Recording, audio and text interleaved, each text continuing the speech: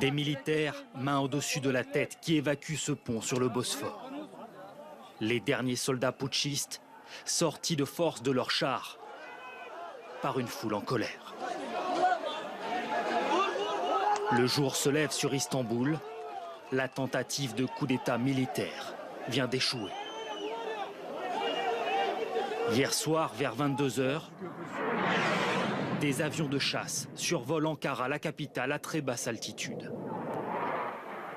Des hélicoptères ouvrent le feu sur certains services de sécurité qui répliquent.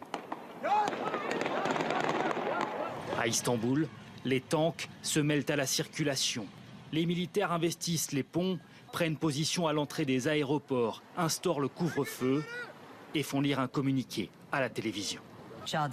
L'ordre séculaire, démocratique, social et constitutionnel sera bientôt rétabli.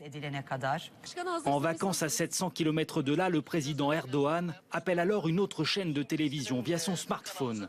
Son sort semble sur le point de vaciller. J'invite le peuple à descendre dans la rue, à reprendre l'aéroport. Rassemblons-nous sur les places à travers le pays. Aussitôt, les militaires putschistes investissent cette chaîne de télévision. Ils veulent faire couper l'antenne. Nos amis militaires nous demandent d'arrêter la diffusion. Qui est en régie? Trouvez-moi un technicien qui coupe l'antenne et évacue le bâtiment. Mais il est trop tard. Les partisans du président ont entendu son appel. Ils investissent la rue. Les soldats procèdent à des tirs de sommation. Mais la foule ne recule pas, au contraire. Certains essayent de bloquer les chars. D'autres montent dessus pour les immobiliser.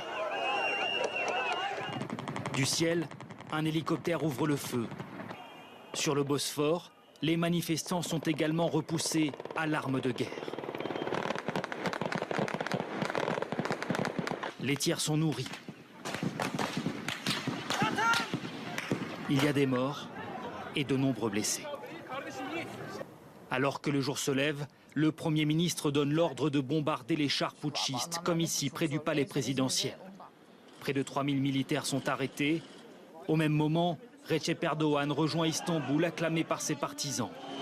Il vient d'échapper à un coup d'État au terme d'une nuit de violence inédite en Turquie depuis plusieurs décennies.